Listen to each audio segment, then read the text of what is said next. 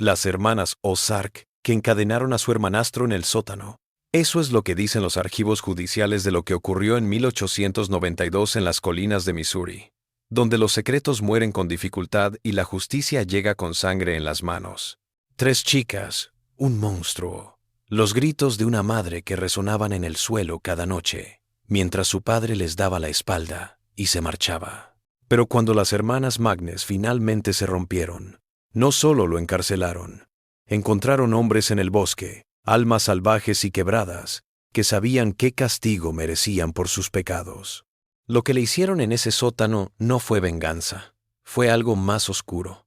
Algo que hizo que los hombres adultos del pueblo se santiguaran al hablar de ello en voz baja años más tarde. El padre sabía lo que ocurría en la parte inferior. Todo el valle oyó los ruidos, pero nadie hizo nada. Nadie gritó. ¿Qué motiva a las hermanas a transformarse en monstruos para detener a un monstruo? ¿Y hasta dónde llegarán las personas cuando la ley no los ampara? El ciprés había estado en pie durante más de 2 siglos antes de que la tormenta lo derribara. Su tronco se estrelló contra el porche envolvente de la casa de los Vance como el puño de un dios furioso. Ara oyó el crujido de la madera a 3 cuadras de distancia, donde había ido a buscar la receta de la abuela en lo que tenía por farmacia Port Amande. Un rincón en la tienda general de Woodrow que olía a naftalina y esperanza perdida. El sonido cortó el viento como un grito, y supo sin mirar que algo se había movido dentro de ella para siempre. Corrió por calles inundadas, sus zapatos chapoteando en agua hasta los tobillos, que arrastraba décadas de secretos en su corriente sucia. El musgo español colgaba de los árboles supervivientes, como sudarios fúnebres, y el aire olía a sal y muerte. El golfo se adentró, reclamando lo que siempre le había pertenecido. Port Amande se estaba ahogando.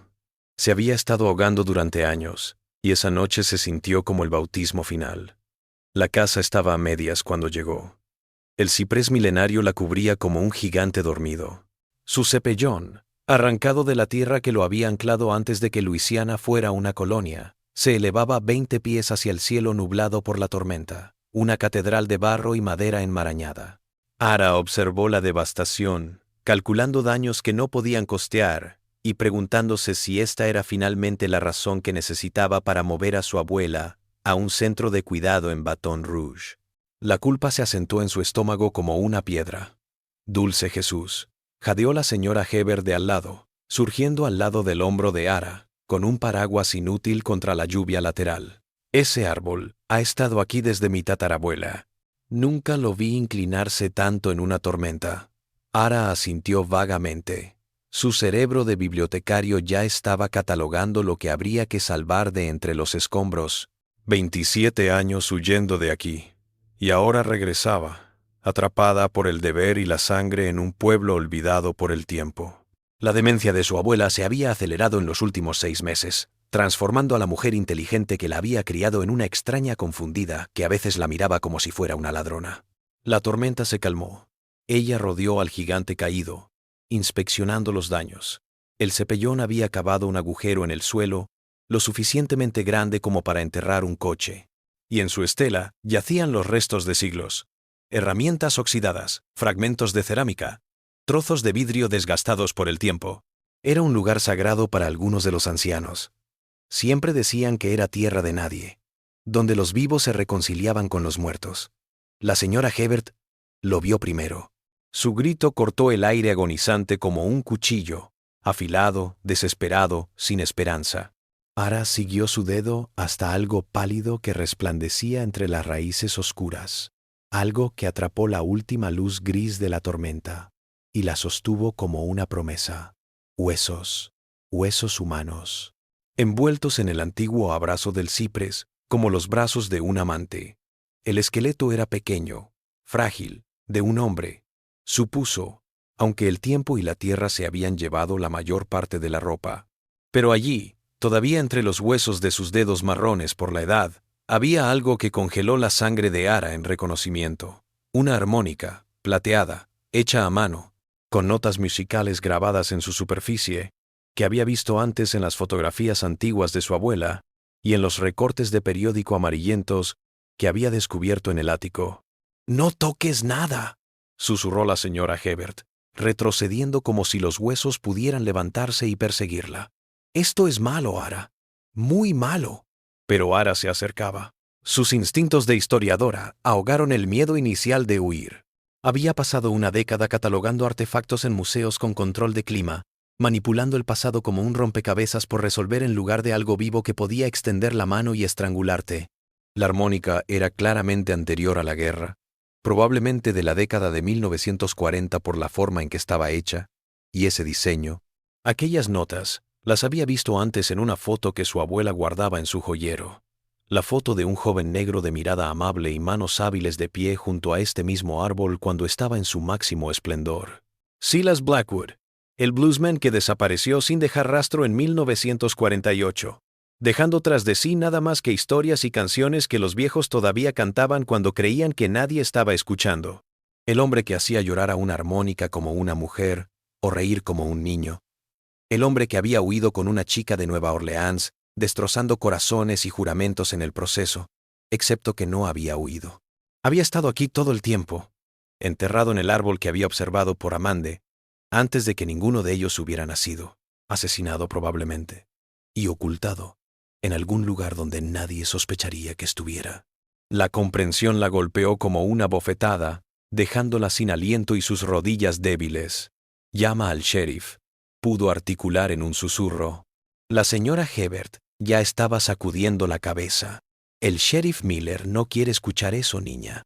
Algunas cosas es mejor dejarlas enterradas». Pero Ara ya estaba sacando su teléfono, sus manos temblando mientras llamaba. Esto era más que una crisis familiar, más que una casa destrozada. Esto era historia, historia de verdad, la que se escribe con sangre y se entierra con mentiras. Por primera vez desde que volvió a Port Amande, algo más que resignación se agitó en su interior. Se sintió útil. Los huesos de Silas Blackwood habían esperado 75 años a que alguien los encontrara. Podían esperar un poco más por la justicia. El sheriff Miller apareció 40 minutos después de la llamada, su patrullero navegando por las calles inundadas como una barcaza fúnebre. Era un tipo hecho para la comodidad antes que para la lucha, con la clase de vientre suave y ojos amables que la gente confiaba en el acto. Ahora lo conocía desde que era un niño. Había sido compañero de casa de su abuelo y rival de bridge de su abuela, casi de la familia, y su rechazo del esqueleto fue aún más aterrador por eso.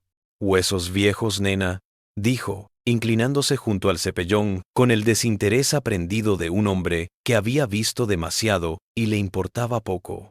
Podría ser cualquiera. Podría ser un vagabundo de la depresión, un vagabundo que murió de muerte natural y fue enterrado en el olvido. Demonios, podría haber sido de la guerra civil por lo que sabemos. Pero Ara sabía más. Había fotografiado la armónica antes de que llegara, la notación grabada en su superficie. Aquellas no eran simples adornos. Eran notas de Cypress Moon, la canción de Silas Blackwood, la que los viejos decían que hacía llorar a los ángeles y bailar a los demonios. La había escuchado tararear la canción miles de veces, siempre de noche, cuando la pastilla para el dolor la hacía olvidar guardar silencio. «Creo que es Silas Blackwood», dijo, mirando fijamente el rostro de Miller, el músico que desapareció en 1948. Algo pasó por sus ojos, rápido como un relámpago de verano. Miedo, tal vez, o reconocimiento. Silas Blackwood se escapó con una muchacha criolla del barrio. Todo el mundo conoce esa historia. Dejó a su pobre esposa e hija y nunca volvió la vista atrás. Pero si no lo hizo, insistió Ara, ¿y si le pasó algo aquí, en esta tierra? La risa de Miller fue forzada, vacía como una iglesia abandonada. «Querida, has estado en la ciudad demasiado tiempo. Tienes la mente sucia. Esto es por Amande, no una novela de detectives».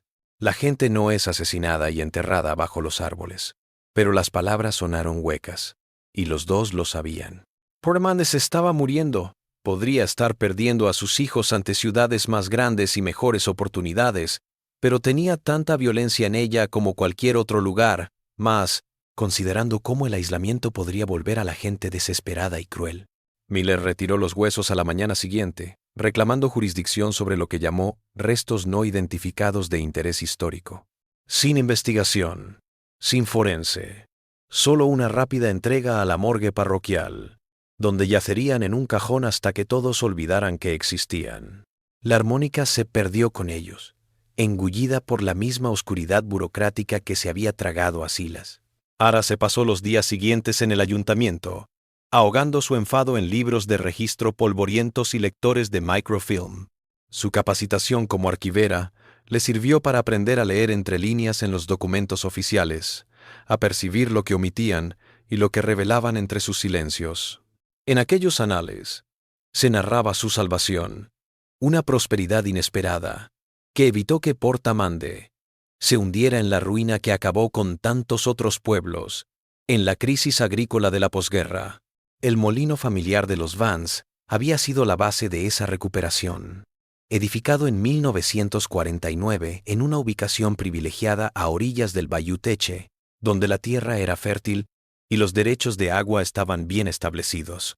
El abuelo de Ara, Thomas Vance, supuestamente le había comprado la tierra a un sindicato de inversores, pero cuanto más investigaba, más rara se volvía la transacción. En la escritura original aparecía que la tierra era de un tal S. Blackwood, con un contrato de compra firmado apenas semanas después de la desaparición de Silas. Pero no había constancia de que la venta se hubiera llevado a cabo, ni rastro de dinero, ni firmas más allá del audaz garabato de su abuelo. Fue un robo, simple y llanamente. Robo lícito, quizás, disfrazado de burocracia y sellos oficiales, pero robo al fin. Y había enriquecido a los Vance.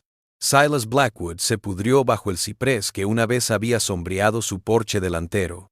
La comprensión lo golpeó como una bofetada, dejándolo sin aliento y debilitando sus rodillas.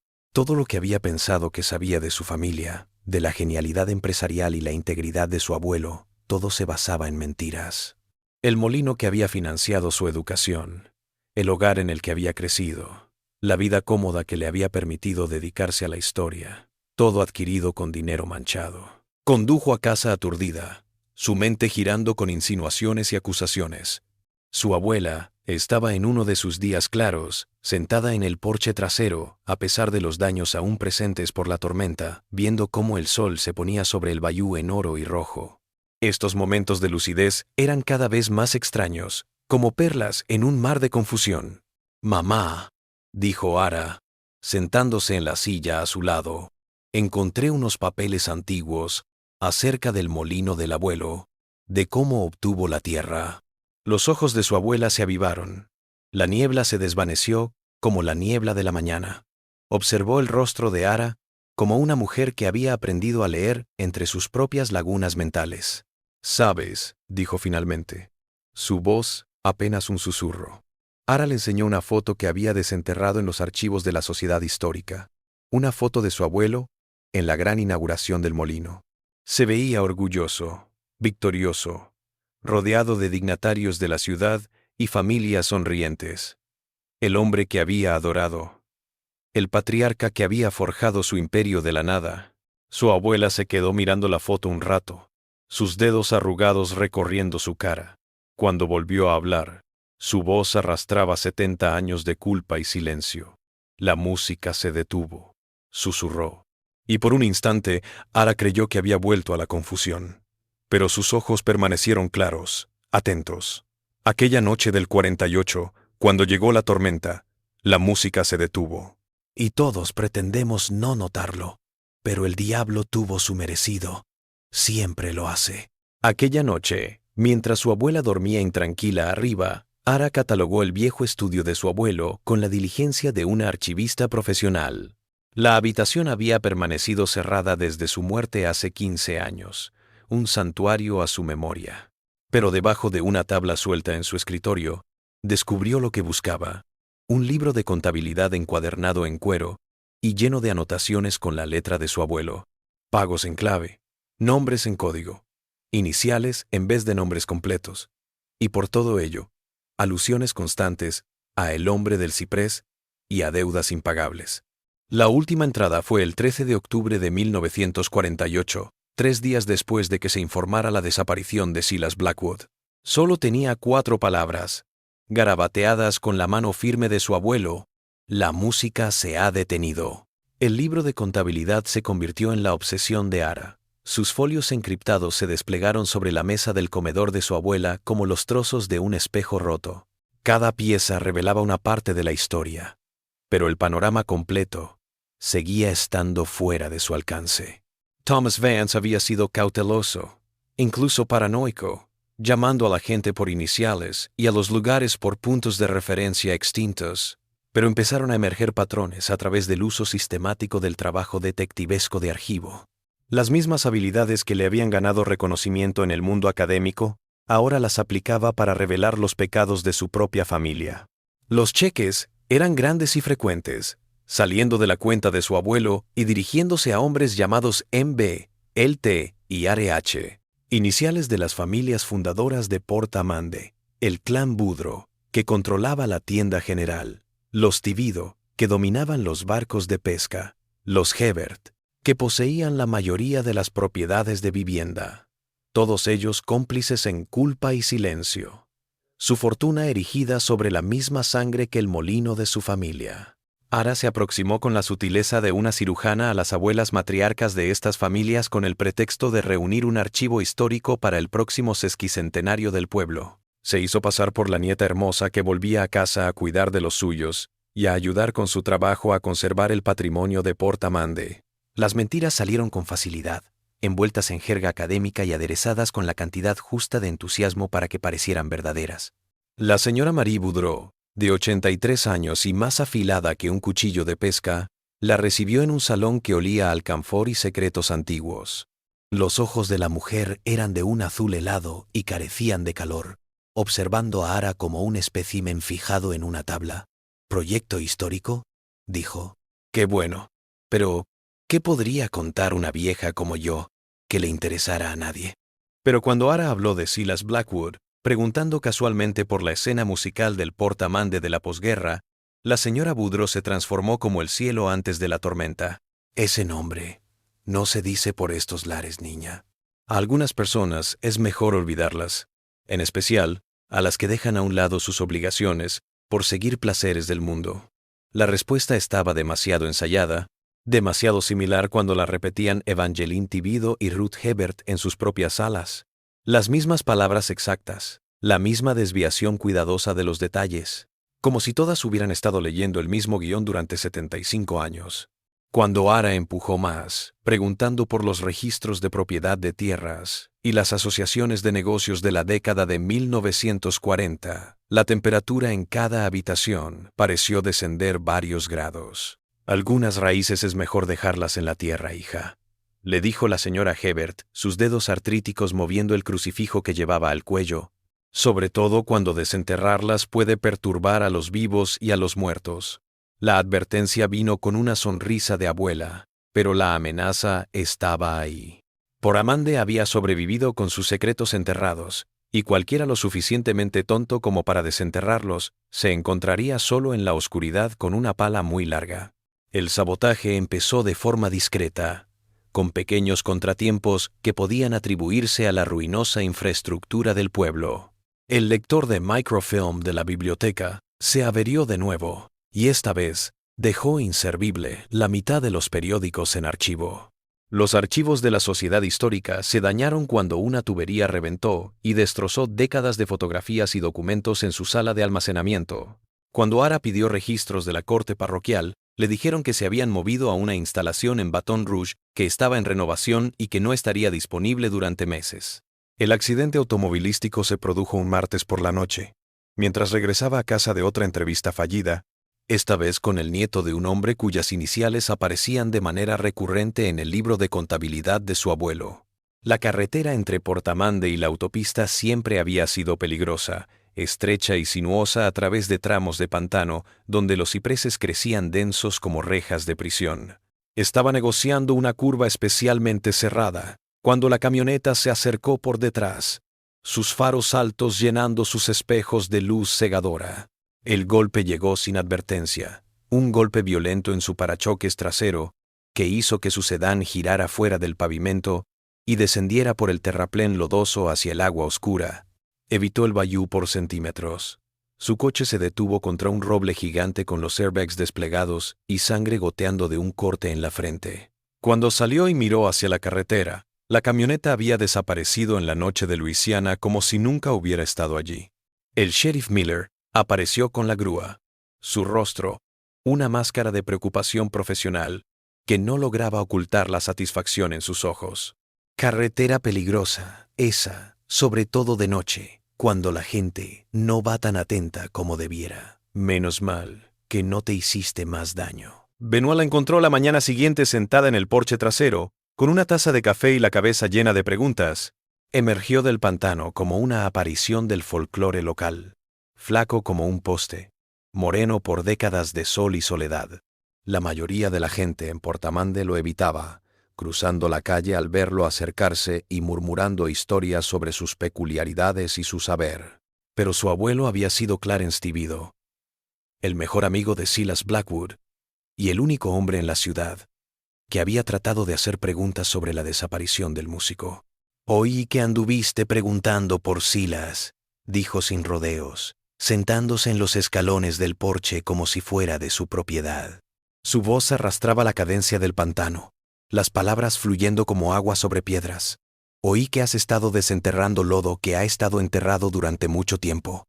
Ara escudriñó su rostro en busca del mismo engaño ensayado que había visto en todas partes, pero los ojos de Benoit solo mostraban una tristeza profunda, heredada, y algo que podría haber sido esperanza. «Encontré sus huesos», dijo simplemente, bajo el ciprés. «Lo sé. Los ha estado esperando 75 años a que alguien los descubra».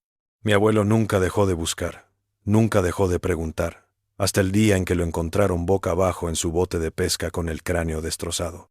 Otro accidente, dijeron. Otra tragedia desafortunada en un pueblo lleno de ellas. Las horas siguientes, Benoit fue revelando las historias que su abuelo le había contado, historias transmitidas de boca a oído, muy distintas del relato oficial. Silas Blackwood no había sido solo un músico. Había sido un ingeniero autodidacta, pero brillante, con ideas para revolucionar la economía de la Luisiana rural.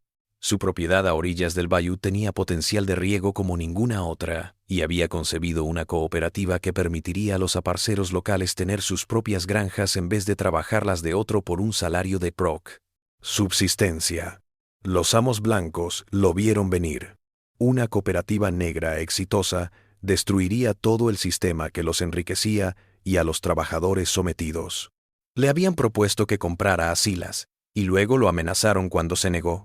Pero él había sido testarudo, escudado tras su reputación y su fe en el progreso, incluso en un lugar como Portamande.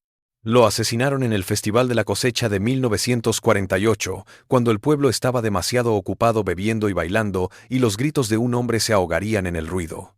Lo colgaron de su propio ciprés y lo enterraron bajo sus raíces, donde permanecería oculto hasta que una tormenta desenterrara la verdad. El encuentro con el sheriff Miller fue un jueves por la mañana que amaneció gris y muerta, el tipo de día en que hasta el bayou parecía contener la respiración. Ara había pasado la noche anterior ordenando sus evidencias, mostrando imágenes de las páginas del libro mayor, copias de las escrituras falsificadas de tierras y la declaración jurada de Benoit sobre el asesinato de su abuelo. Lo ordenó todo como una fiscal armando un caso, cada papel un clavo en el ataúd de la bien elaborada mentira de Portamande. Miller apareció en su puerta con café y beñés de la tienda general, actuando como el amigo de la familia preocupado de un político de carrera. Se movió en la cocina de su abuela como si fuera suya, su voz llenando la habitación con una autoridad relajada que envió un escalofrío por la espalda de Ara. Cuando sacó sus evidencias, extendiéndolas sobre la mesa como cartas del tarot revelando un futuro desagradable, su reacción fue todo lo que esperaba y nada de lo que esperaba. «Buen trabajo, cariño», dijo, revisando los documentos con el interés de un hombre que lee la lista de la compra de otro. «Impresionante. Pero eso también es historia vieja, y la historia antigua sabe cómo lastimar a quien no lo merece». Se metió la mano en el bolsillo de la chaqueta y sacó una carpeta de manila, dejándola sobre la mesa con la precisión de un jugador de ajedrez moviendo una pieza mortal. En el interior había un documento legal con el membrete de Tibido, Boudreaux y Asociados, el único bufete de abogados en 3 parroquias que aún hacía negocios en Portamande. El documento estaba limpio y formal, sellado y firmado por la mano temblorosa de su abuela.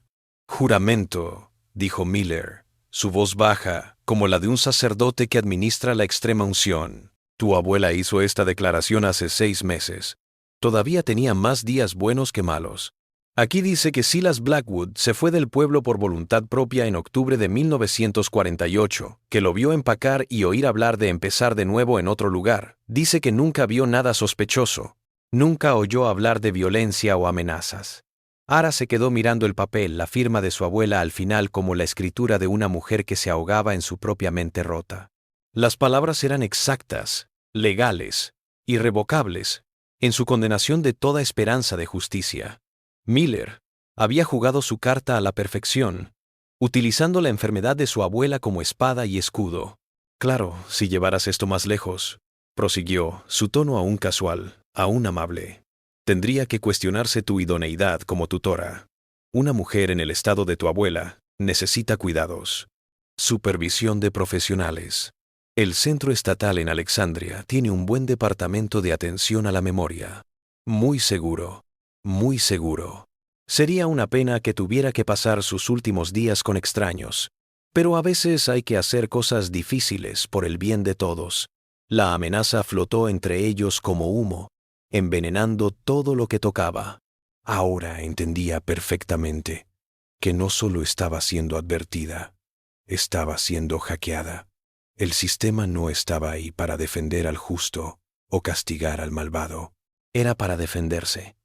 Y sacrificaría a cualquiera que amenazara su estabilidad, incluso a una vieja loca cuya única ofensa era estar consciente. Después de que Miller se fue, Ara se sentó en la cocina durante horas, mirando las pruebas que parecían perder importancia en el momento en que él presentó esa declaración jurada. Toda su educación, toda su carrera, toda su pasión por la verdad histórica no significaban nada ante la fría matemática del poder y la vulnerabilidad. Podía revelar la conspiración y perder a su abuela, o podía mantener la boca cerrada y dejar que los muertos permanecieran enterrados.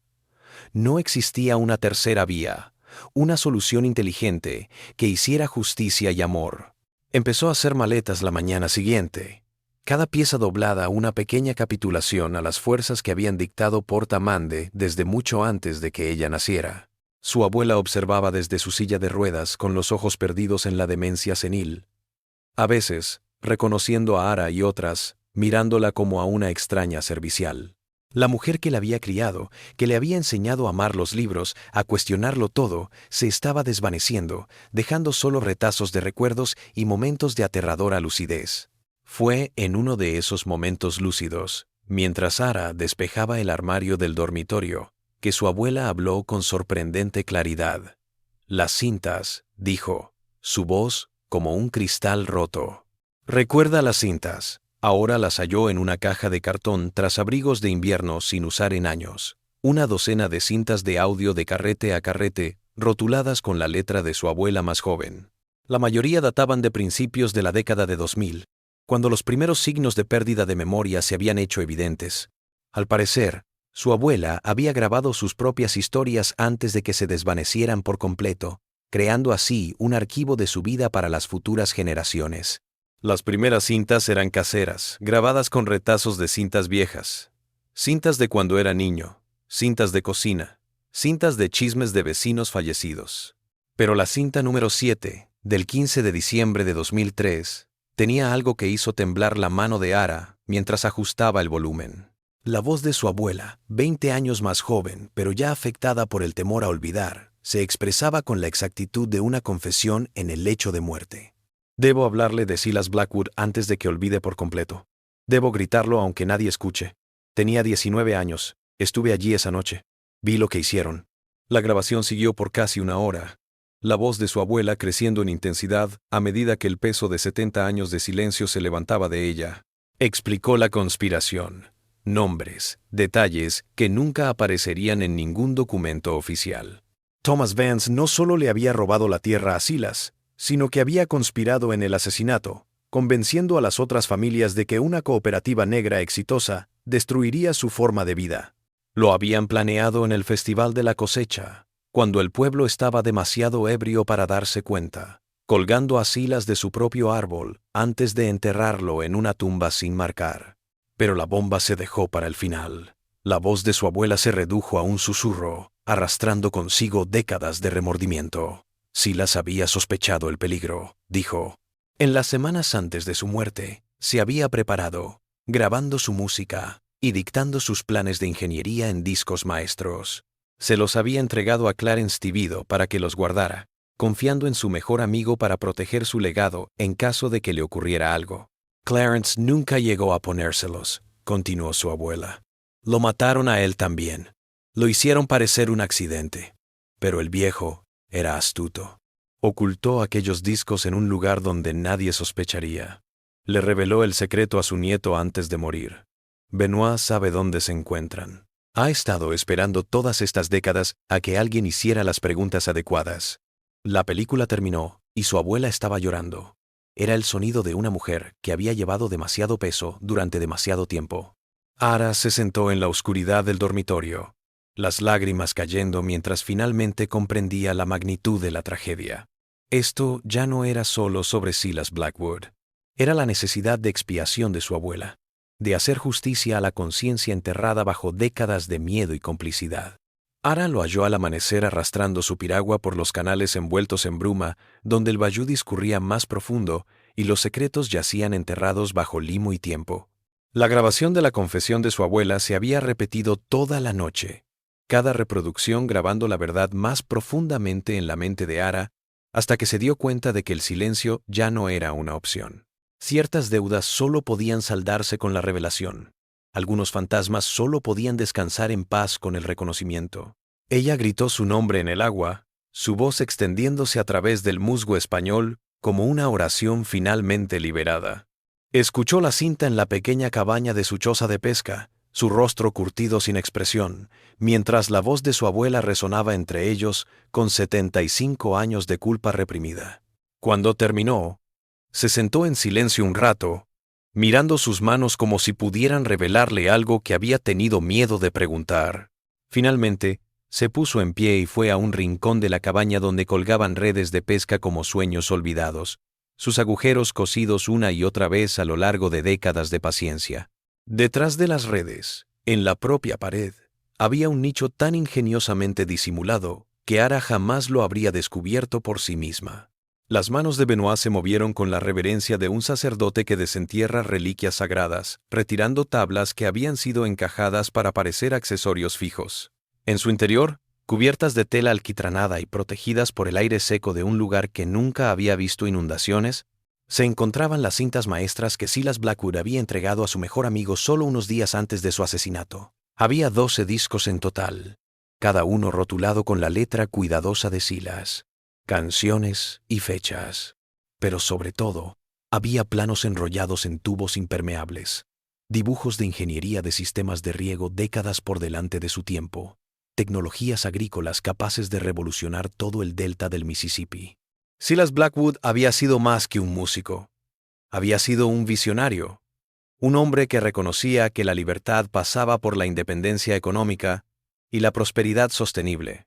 Ara levantó uno de los discos bajo la luz que entraba por la única ventana de la cabaña, asombrándose de cómo algo tan delicado había sobrevivido, cuando todo lo demás había perecido. La cera brillaba como agua oscura, guardando en sus hendiduras la voz de un hombre silenciado pero no vencido.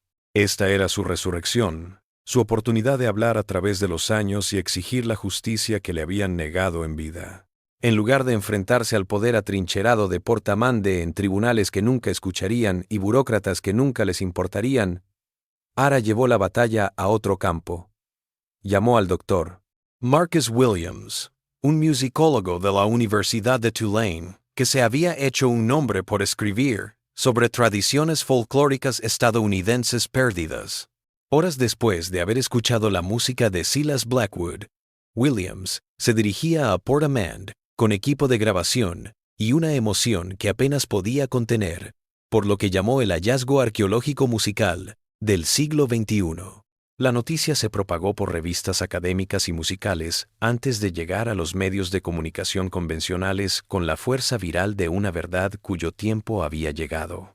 La música de Silas Blackwood era extraña, compleja, original, la obra de un genio que había tomado el blues, el jazz, la música clásica, y la había transformado en algo nuevo. Pero fueron sus diseños de ingeniería los que más fascinaron al público. Bocetos técnicos que revelaban un conocimiento de la agricultura sostenible que no se volvería popular hasta medio siglo después. En cuestión de semanas, las grandes cadenas de noticias enviaban equipos a Portamande, convirtiendo al pueblo moribundo en un escenario involuntario para debates nacionales sobre violencia racial, explotación económica y la sombra de la injusticia histórica. The Today Show hizo un reportaje en el Tocón del Ciprés donde se había descubierto el cuerpo de Silas. CNN habló con Benoit sobre la custodia de décadas de su familia de los archivos secretos. The Washington Post publicó una serie de investigación de 3 partes que siguió el rastro de la conspiración de 1948 hasta la supresión sistémica de la innovación negra en todo el sur de Estados Unidos. Las familias fundadoras de Portamande fueron sometidas a un nivel de escrutinio que nunca hubieran imaginado. Marie Boudreau, Evangeline Tibido y Ruth Hebert, las matriarcas que habían guardado sus secretos durante tanto tiempo, descubrieron que la riqueza y el poder local no eran escudo contra la historia. Sus historias fabricadas se derrumbaron ante la evidencia, sus apellidos para siempre ligados a un crimen que se había ocultado a la vista durante 3/4 de siglo. El sheriff Miller se retiró 3 días después de que la historia se volviera nacional, diciendo que quería pasar más tiempo con sus nietos. La declaración pública no abordó las preguntas sobre su participación en el encubrimiento, pero todos sabían que su carrera en la aplicación de la ley había terminado. No habría juicios criminales. Demasiado tiempo. Demasiados testigos habían muerto. Pero la verdad misma se había vuelto una sentencia que ninguna corte humana podía revocar. Portamande tuvo que soportar el tipo de purgatorio público y agonizante que ninguna sociedad disfruta, pero que algunas necesitan desesperadamente. Las reuniones del Consejo de la Ciudad, que antes eran eventos adormecidos a los que asistían un par de ancianos, de repente atrajeron hordas de periodistas, activistas y ciudadanos que exigían respuestas. Se organizó un grupo de ciudadanos para investigar otras muertes y desapariciones sospechosas del pasado del pueblo, impulsados por la horrible sospecha de que Silas Blackwood no había sido la única víctima de la conspiración. La victoria para Ara llegó a un precio que no se podía pagar en noticias o en reivindicación pública. El abuelo que adoraba resultó ser un asesino. La herencia familiar que había recibido fue revelada como dinero sucio, y la casa a la que había vuelto a regañadientes para defender fue manchada para siempre por lo que había llegado a representar. Una puerta de entrada a horrores inimaginables. Perdió la comodidad de la ignorancia, el privilegio de pensar que el éxito familiar se había logrado con trabajo honesto y buen carácter. Pero ganó algo más importante que comodidad, un propósito más allá de la pérdida y la lealtad familiar. La Fundación Silas Blackwood se creó 6 meses después de que la historia saliera a la luz, gracias a las regalías de sus nuevas grabaciones. La meta de la fundación era ambiciosa y precisa: patrocinar artistas e ingenieros jóvenes de barrios bajos, otorgándoles becas y recursos para alcanzar el éxito que se le había negado a Silas. Una mañana de octubre, exactamente un año después de la caída del ciprés, Ara se detuvo ante una placa de bronce que señalaba el lugar donde estaba enterrado Silas Blackwood. La ceremonia fue íntima, a la que asistieron principalmente lugareños y algunos periodistas que habían cubierto la historia. Benoit contó la historia de la amistad de su abuelo con Silas. Su voz resonó entre la multitud como música. Un coro gospel de Nueva Orleans cantó Cypress Moon, la canción de Silas. Sus voces se elevaban y descendían, como las olas que finalmente se llevarían Portamande. La placa decía: Silas Blackwood, 1922 hasta 1948. Músico, ingeniero, visionario. Algunas voces pueden ser sofocadas, pero la verdad, como el bayou, siempre emerge. No era un monumento al éxito, sino un recordatorio del costo de la justicia y la memoria. Ahora tocaba el bronce con las yemas de los dedos, sintiendo el peso de las batallas ganadas y los precios pagados, comprendiendo finalmente que algunas victorias solo podían calcularse en décadas. Parte de la curación solo podía producirse cuando se permitía que los secretos salieran a la luz y se revelaba la verdad.